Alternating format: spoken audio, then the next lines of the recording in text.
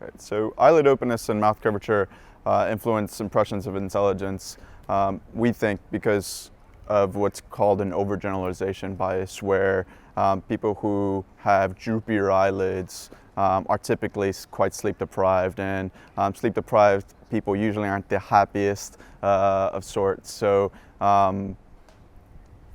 droopy eyelids, just really subtle differences in droopy eyelids and mouth curvatures being quite downturned, seems to have an effect on impressions of intelligence accordingly. So what we could be doing to improve our perceptions of intelligence is getting more sleep. That's the most obvious implication from this study, because we found that individuals who were more sleep deprived had less eyelid openness, making them look less intelligent.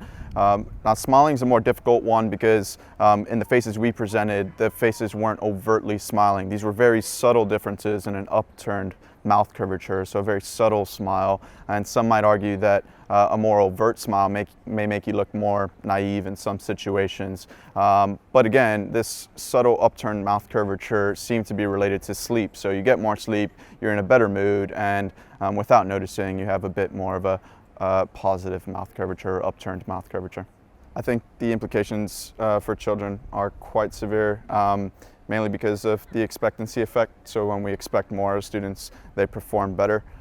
So if we perceive certain children to be more intelligent than others just based off of a bad night's sleep, then I think that can have lasting consequences for their academic performance later on, and so that's quite important.